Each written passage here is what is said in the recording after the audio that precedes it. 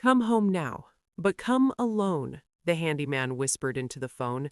His voice was shaking.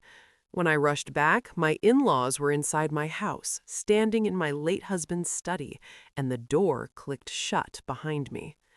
My name is Natalie Brooks. I am 34 years old. 8 months ago, I lost my husband after 8 years of marriage. He died suddenly from a heart condition none of us knew he had. One day, he was laughing in the kitchen. The next day, I was choosing flowers for his funeral. I work as a nurse at a small private clinic. I am used to Come home now, but come alone, the handyman whispered into the phone. His voice was shaking. When I rushed back, my in-laws were inside my house, standing in my late husband's study, and the door clicked shut behind me. My name is Natalie Brooks. I am 34 years old. 8 months ago, I lost my husband after 8 years of marriage. He died suddenly from a heart condition none of us knew he had. One day, he was laughing in the kitchen. The next day, I was choosing flowers for his funeral. I work as a nurse at a small private clinic.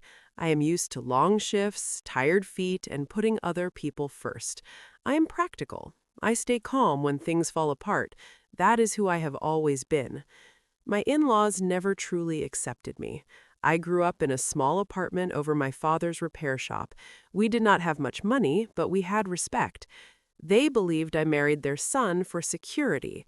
They never said it kindly, but I heard it in their tone. After he passed, they barely called. They stopped inviting me to Sunday dinners.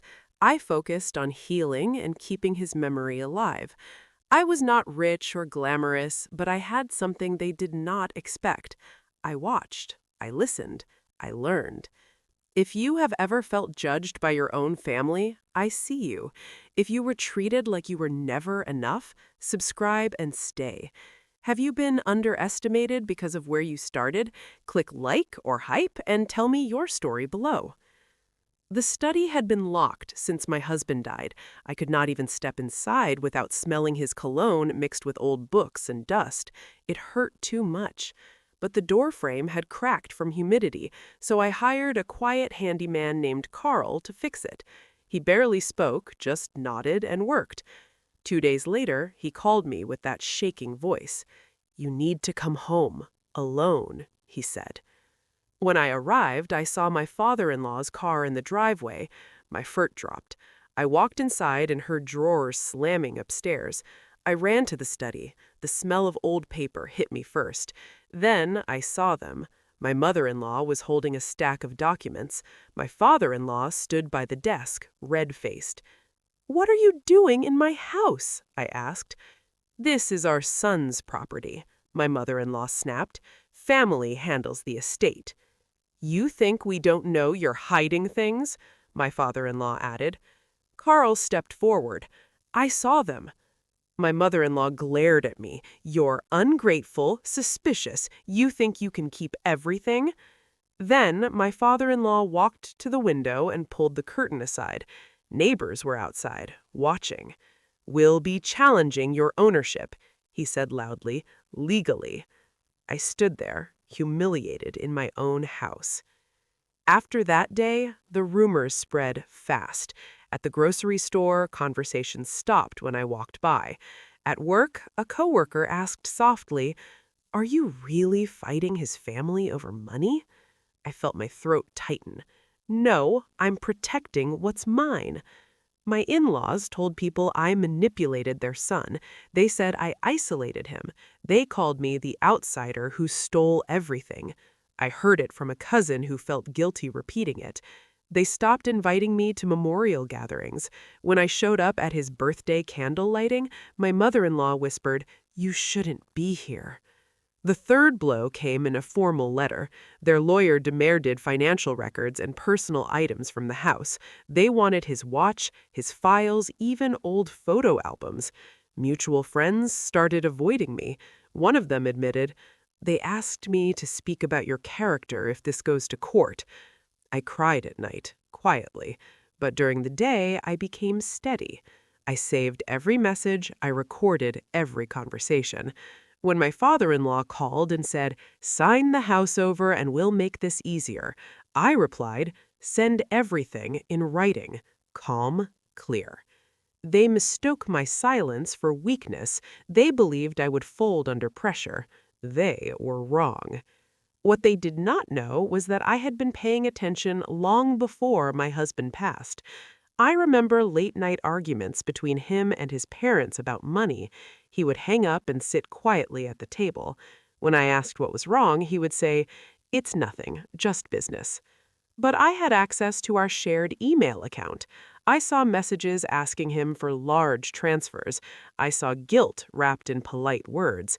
I noticed withdrawals that did not match what he told me. I began saving copies, not because I wanted to fight, but because something felt off. After he passed, I reviewed everything. There were patterns, pressure, threats hidden in family language. I even found voice messages where his father said, "You owe us." I saved them all, backups on a private drive, copies printed and dated. The truth was worse than gossip. It hinted at debt, at misuse of business funds, at desperation. I did not confront them yet. I waited. I wanted them to show their hand first. And they did. I reached out to Daniel Reed, a former accountant from their family company. He had been fired 2 years earlier after questioning missing funds. We met at a quiet diner. The smell of coffee filled the air as he leaned forward. "I knew something was wrong," he said. "They were shifting money." I showed him the emails. His face went pale. "This connects everything."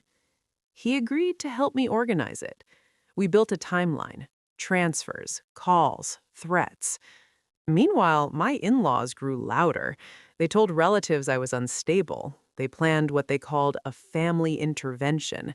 They wanted me to sign over property for peace.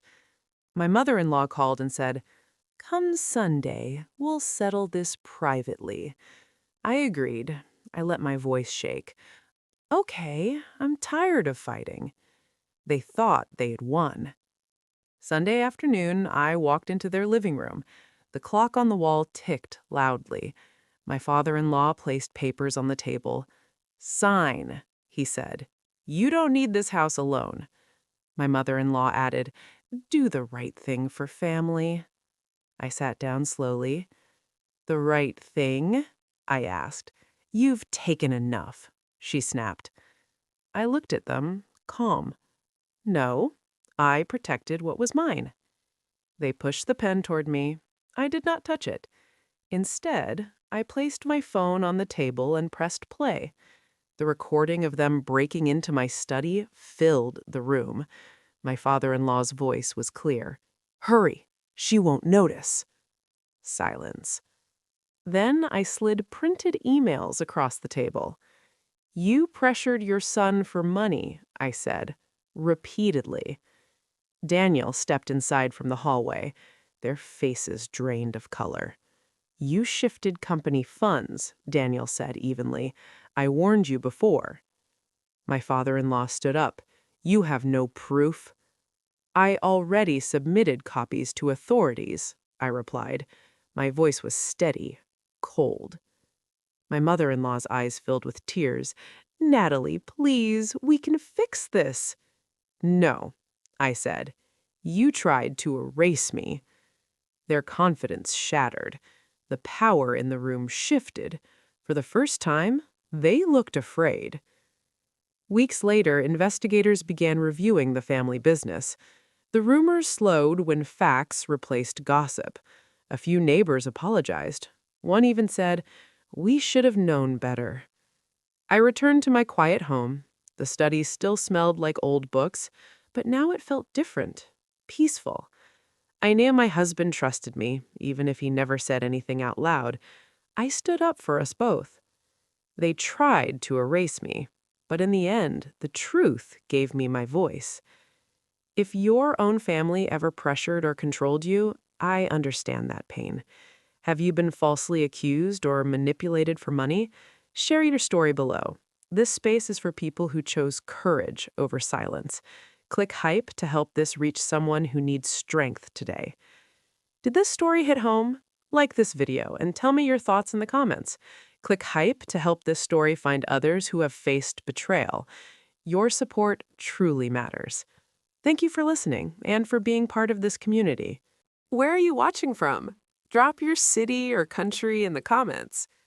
If this story touched your heart, like, subscribe, and turn on notifications for more stories about resilience, dignity, and quiet justice.